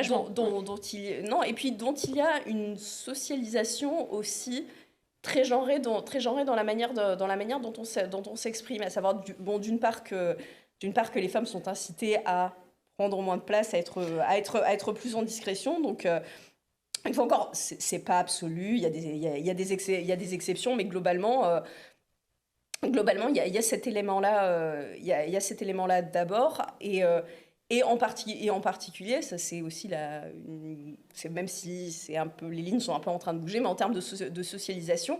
Il y a une plus grande latitude des femmes à exprimer leurs émotions, donc en termes de créer des interactions, de parler de choses personnelles, etc. C'est plus facile à construire, alors que... Mais ça continue à nourrir cette idée que tu dois des plus femmes te battre entre pour elles... exister, en fait. Quoi ? Tu dois plus te battre pour exister. Moi, je suis pas sûre, parce qu'il y a aussi une l'autorisation compétition d'exister. féminine qui existe aussi, et que ces espaces-là, est-ce que Elle ça est existe dans un pas regard masculin, beaucoup la compétition féminine. Hein. La compétition féminine, elle est parce qu'on est socialement censé être en compétition pour l'attention masculine. Non seulement pour le regard masculin, mais c'est ce que je disais dans la partie précédente, aussi pour le peu d'espace laissé aux femmes. C'est le podium pour le coup. Ça, c'est quelque chose que la sociologue Andrea Dworkin analyse dans son livre qui s'appelle « Les femmes de droite ». On en reparle demain. Sans grande surprise, et avec cette idée que justement donc les femmes qui adoptent vraiment un comportement très, très conservateur, etc., le font parce qu'elles ont conscience que dans un système patriarcal, il y a très peu de place pour les femmes, et plutôt que de réfléchir en termes de solidarité féminine, à dire je vais prendre le peu de place qui reste. C'est le phénomène girl boss aussi. Et donc effectivement, il y a de la compétition féminine, mais parce qu'il y a une compréhension intuitive ou non du fait que il y a peu de place, et qu'il est plus facile de se battre contre les autres femmes pour le peu de place disponible, et avec le côté schtroumpfette, une fois encore, si tu as la place de la schtroumpfette, c'est pas la meilleure place, mais c'est toujours mieux que celle qui n'existe pas. Voilà, c'est toujours mieux que de pas exister, ou d'être encore plus bas. Et donc une fois encore, si on est dans un espace qui est purement féminin, ça veut pas dire qu'il va pas y avoir, une fois encore, c'est pas parfait, c'est pas le paradis le paradis de Themyscira, mais ça enlève quand même une certaine charge mentale et émotionnelle qui est attendue quand même des femmes dans les espaces mixtes. Et moi, il y a un gène que tu n'as pas évoqué en non-mixité féminine, et auquel on était toutes les deux, c'est Red Center. Ah, mais oui. Red Center, donc c'est un GN qui avait lieu en Espagne, dans le monde de la Servante écarlate. Joyeux. Et, alors, on part sur un part sur du effet feel love good. de base. On le sent dès le titre. Tu t'inscris, tu fais, ça va être le kiff, ça va être du fun de type 1 et je vais me poiler pendant 3 jours. On va faire du trampoline avec donc toutes les on a copines. commencé enfermé dans une camionnette, dans le noir, voilà. Et ça a été de pire en pire. À partir d'enfermer dans une camionnette, ça a été pire pendant tout le temps. Et en fait, donc, c'est un centre de formation pour les servantes écarlates, d'où le Red Center. Et donc, ce qui était intéressant, je trouvais, c'est que les rôles d'oppresseurs, donc les tantes, étaient joués par des femmes, que les rôles des servantes en formation sont aussi joués par des femmes, et que donc on est dans de l'oppression de femmes par des femmes, et dans de la sororité, et dans des luttes. Enfin voilà, ça avait été un gène où j'ai trouvé d'une force époustouflante, et ne pas avoir de personnage masculin, notamment dans un monde où la violence sexuelle est tellement terrifiante, permet de l'explorer, en fait. Parce que, honnêtement, pour ceux qui ont vu La Servante écarlate ou ils l'ont lu, les répétitions... En fait, on n'a pas joué les scènes de viol. C'est terrifiant de jouer ces scènes-là. Mais on a joué les répétitions de comment il fallait se comporter face à ce qui est ton maître, donc comment tu allais devoir te comporter en tant que reproductrice. Et c'est des scènes qui sont impossibles à jouer s'il y a un personnage masculin. Et s'il y a un joueur masculin qui joue un personnage féminin, est-ce que c'est possible ? Alors là, il me semble que là-dessus, c'était non mixte, c'est-à-dire que c'était des... On ne te demandait pas... il fallait être identifié féminin pour s'inscrire au jeu. Je dirais que ça dépend du thème de jeu, par exemple. Mais ce GN-là, par exemple, sur ce GN-là, je dirais que c'est compliqué parce qu'il y a la question de la thématique des violences sexuelles. Et que c'est tellement... moi, je suis d'accord. Non, alors j'essaye de trouver mes mots pour expliquer ça. La thématique des violences sexistes et sexuelles est tellement pervasive dans la sociabilisation en tant que femme, où on t'apprend à avoir peur d'une agression avant même que tu ne comprennes véritablement en tant qu'adolescente ce qu'est la sexualité. C'est extrêmement violent. Et sans compter les 1 sur 4 parmi nous qui vivent ou ont vécu la réalité des violences sexistes et sexuelles. Et ça, c'est à mon sens quelque chose qui serait compliqué à partager avec un joueur qui aurait vraiment été homme cis toute sa vie et qui n'aurait pas l'expérience vécue de ces expériences-là. À l'inverse, suffragette, où on était vraiment dans des questions politiques, il n'y avait pas la même question. Et pourtant, suffragette, donc où il n'y avait que 4 joueurs masculins sur un très grand groupe, il y a quand même des joueuses qui ont trouvé que c'était inhibant, quoi. Que les personnages joués par des hommes prenaient trop de place et que parfois quand c'était ces personnages féminins joués par des hommes qui faisaient des discours, pour elles ça avait été extrêmement trigger parce que elles se sentaient rabaissées par la présence d'un joueur, pas du personnage. Donc voilà, c'est compliqué une fois encore. C'est exactement comme les espaces en non-mixité choisie, de dire mais pourquoi vous ne menez pas ces discussions avec les hommes ? Parce que parfois, pour avoir ces discussions, pour avoir cet espace dans un contexte où la parole des femmes est souvent invisibilisée, a parfois du mal à s'exprimer, parfois pour avoir une expérience de jeu qui va permettre d'explorer toutes ces nuances, on a aussi besoin d'une forme de non-mixité. Sur une note plus légère, pour venir sur Glaive, on a abordé cette question de faire du GN en non-mixité pour totalement d'autres raisons, donc pas du tout pour explorer ces thématiques-là. Et c'est vrai que pour explorer ces thématiques-là, ça peut créer un cadre qui est intéressant et qui est sécurisant, ou même qui juste le permet. C'est peut-être pas possible d'explorer ça différemment. Au sein de Glaive, la réflexion qu'on a eue à la base, c'est de se dire... effectivement, il y a une lutte pour la place, il y a une lutte pour le pouvoir, donc de dire qui va jouer les rôles dominants, qui va accepter la dominance de qui en GN, donc dans les personnages, et aussi faire face à des dénis de jeu, mine de rien. Et bref, plein de dynamiques où on parlait entre nous et on se disait mais ce serait quand même vraiment cool d'organiser une petite murder, des petits GN entre nous. Et alors, initialement, ce que moi j'avais compris de cette discussion, c'était pour essayer des rôles auxquels on n'a pas accès dans la vie, genre typiquement des rôles de personnes qui ont de l'assurance, qui prennent plein de place, etc., pour s'entraîner un petit peu. Et en s'entraînant dans des contextes où on peut prendre confiance en nous, en mode en fait je sais jouer un rôle comme ça, et du coup de reconnaître aussi des dénis de jeu quand on se retrouve dans des espaces mixtes où on se dit en fait non, c'est pas moi qui sais pas jouer ce rôle-là, c'est la personne qui me fait un déni de jeu. Et donc c'était un peu cet espace de laboratoire, on va dire. Et alors moi à un moment donné on s'est mis à réfléchir un petit peu à comment organiser ce jeu. On s'est dit ok, on va écrire un truc, un petit machin. Et moi, à la base, je m'étais dit, d'office, vas-y, il faut jouer des rôles auxquels on n'a pas l'habitude, donc des rôles dominants, des rôles qui vont faire des discours, qui vont se clasher, qui vont... Et puis, je me suis dit, je vais faire un petit sondage sur le groupe de Glaive, du coup, pour demander quels rôles est-ce que vous avez l'impression ne sont pas accessibles à vous dans la vie. Et les réponses m'ont extrêmement surpris. J'ai envie de dire la suite après la pause. On en a La quatrième va parlé, vous surprendre. Mais c'était de l'ordre de j'aimerais bien jouer une princesse superficielle qui se soucie de son apparence. J'aimerais bien jouer une fille coconne. Genre, j'aimerais bien jouer quelqu'un qui juste rentre dans des catfights complètement ridicules, qui est en compétition avec d'autres femmes. J'aimerais bien jouer le cliché de la féminité que je n'ai pas le droit de jouer dans des espaces mixtes. Parce que si je joue ça dans des espaces mixtes, alors j'accepte qu'on me dévalorise hors jeu. Donc il y avait un peu ce truc de...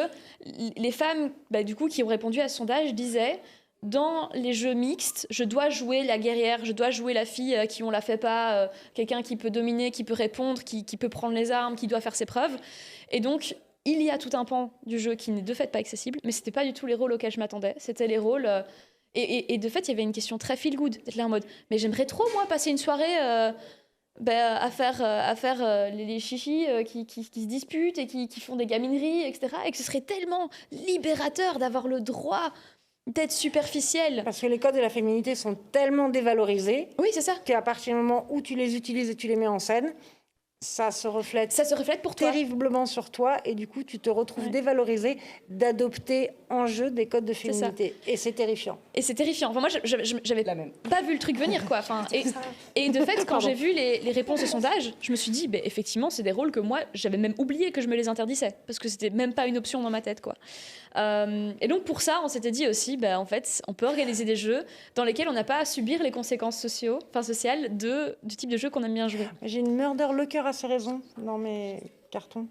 Mais oui, mais ce serait franchement Glaive achète. On pourrait tellement faire ça. Sur la question du coup des jeux en non mixité, est-ce que vous avez des interventions ou des questions pour ces dernières dizaines de minutes? Jeu en non-mixité, j'ai fait un tout petit mini-GN de 1h30 où il y avait 5 joueuses.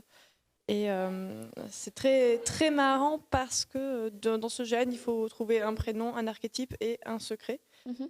Et à la fin du GN, en fait, donc, tous les secrets n'avaient pas été révélés. Et je l'ai fait jouer plusieurs fois. Et là, c'est la seule fois où en fait, toutes les joueuses, leur secret, c'était qu'elles étaient lesbiennes ou bisexuelles. En fait, elles ne voulaient pas être avec des mecs, quoi. Il y a une récurrence intéressante dans... Ouais. Ok, merci. N'hésitez pas à rebondir. A priori, ça va être la dernière occasion de rebondir sur le sujet. Ça peut être sur ce sujet-ci ou sur n'importe quel sujet qu'on a abordé pendant l'émission, donc sur la non-mixité en général. Voilà. J'ai une question que j'ai depuis tout à l'heure, Muriel. Quel est du coup l'avenir, si vous y avez déjà réfléchi, de l'ARP Women Unite France ? L'ARP Women Unite vivote encore. On a une activité à peu près régulière, souvent autour de d'appels à témoignages, de demandes de qui est sur tel ou tel GN. Donc voilà, avec une activité très ralentie, mais bon, il suffit d'un événement ou d'un autre pour que ça réexplose. Hein. Oui, il y a aussi eu le Covid, donc il y a eu moins de GN, donc il y a eu moins d'occasions de parler. Oui, voilà aussi, mais donc le groupe existe toujours, il fait son petit bonhomme de chemin. Une fois encore, je pense aussi que justement, maintenant qu'il y a plus d'initiatives locales, qu'il a eu son rôle de mise en relation, d'éducation aussi. Maintenant, les principes avec lesquels on a fondé ce groupe ont largement essaimé, donc Donc on sera toujours là tant que Facebook a encore une utilité, parce qu'un jour on devra peut-être migrer ailleurs.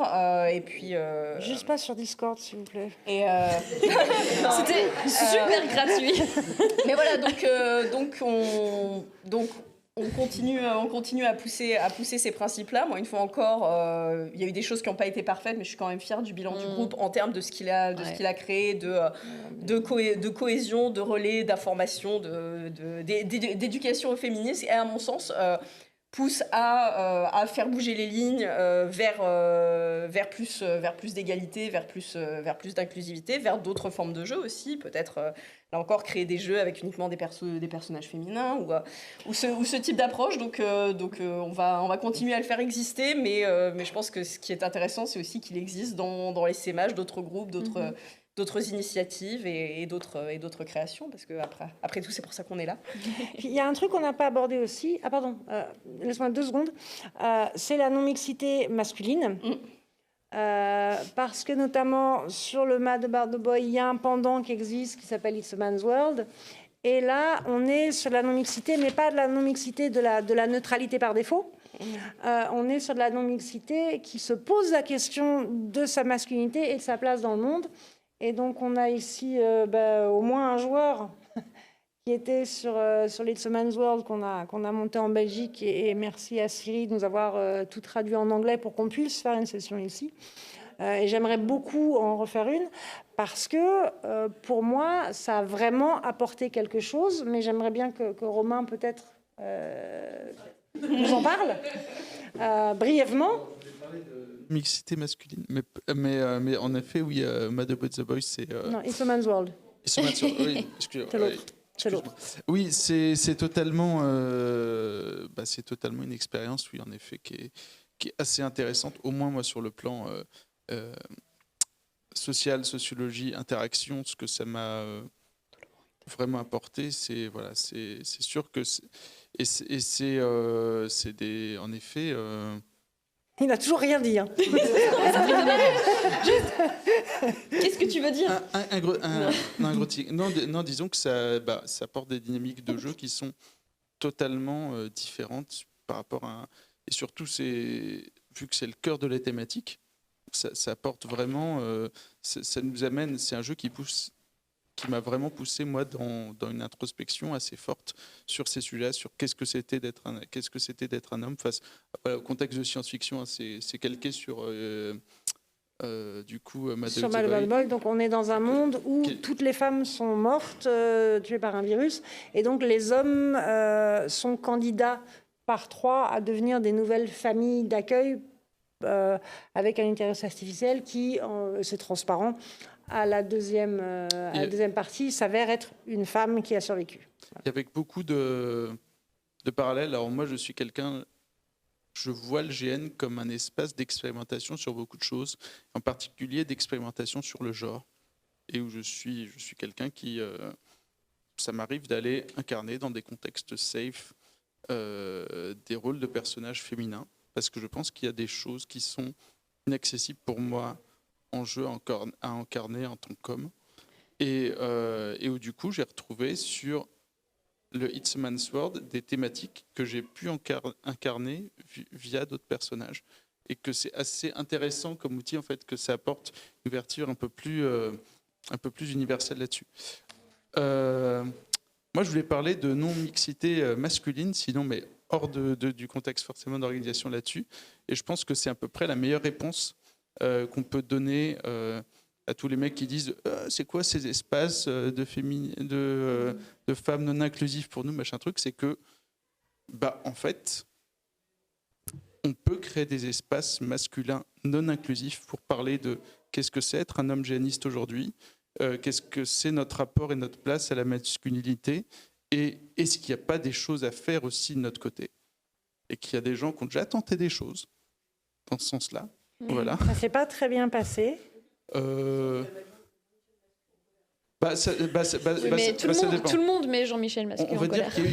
que les initiatives dans lesquelles j'ai été étaient plutôt saines. Parce que j'en ai entendu 2-3 qui n'étaient pas D'accord. Alors moi, je ne pense Sujet pas. pour une autre émission. Je pense pas qu'on parle. Les initiatives scolaires. Je pense pas qu'on parle pas des mêmes initiatives, mais globalement, oui, on peut imaginer en effet s'il y a besoin, parce que moi, je pense qu'il y a besoin de groupes d'échange et de groupes de parole,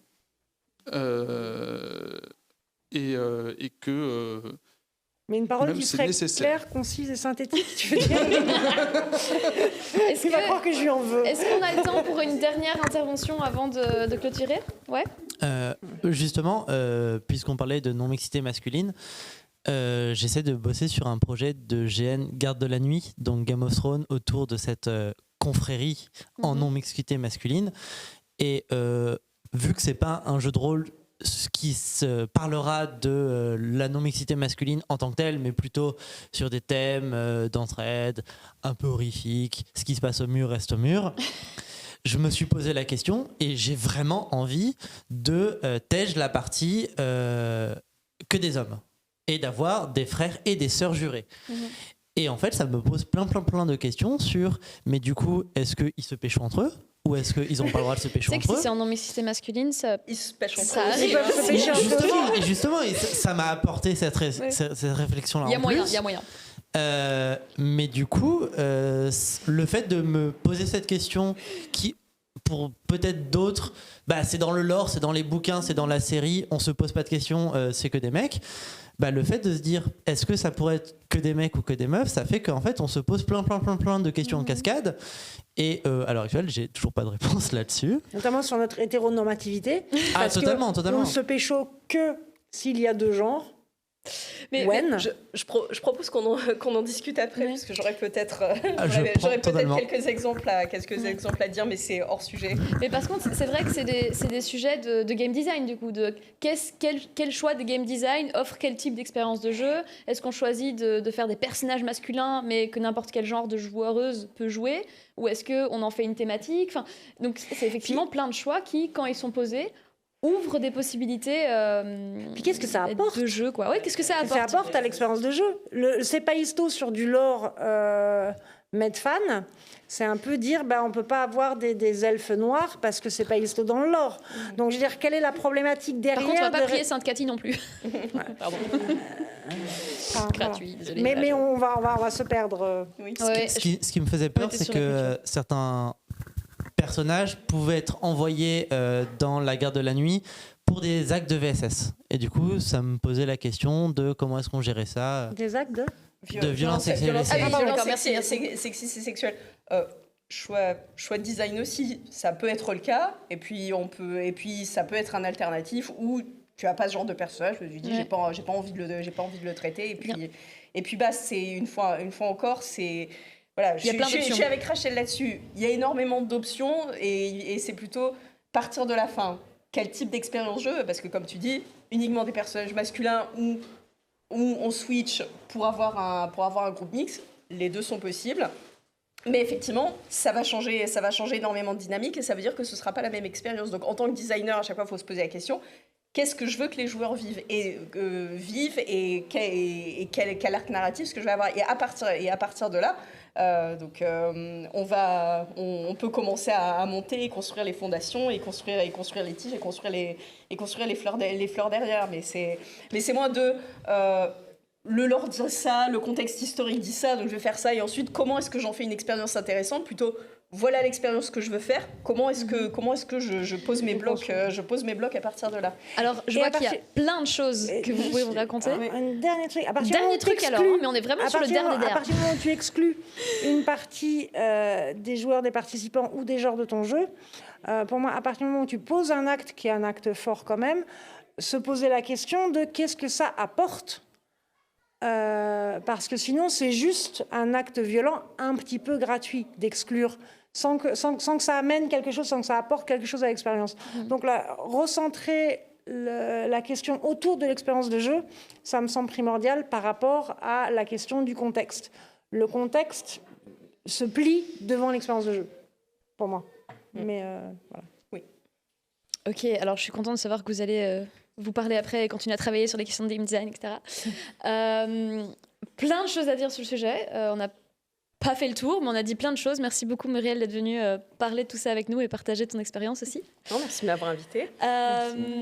Pour toutes les personnes qui nous ont vues ici en physique, en live, en étant avec nous, merci pour vos questions. Merci d'avoir pu interagir en vrai. C'est quand même vraiment cool de vous avoir sans avoir l'interface, même si on regrette l'interface. On regrette un peu l'interface. On regrette l'interface. Merci. Et pour toutes les personnes qui nous regardent après, ce n'est pas en direct cette fois-ci, mais on vous retrouve la prochaine fois. Et je n'ai pas la date en tête, mais ce sera publié sur les réseaux sociaux, j'en suis sûre. Et sur le Discord de Dimension Brumeuse, qui, bien que Anne n'aime pas particulièrement Discord, est un chouette endroit. Merci beaucoup. Bonne soirée à tout le monde. Et, bonne soirée, bonne nuit. Et bonne nuit. À vous. Il a fait. Merci, bonne soirée. Bonne nuit.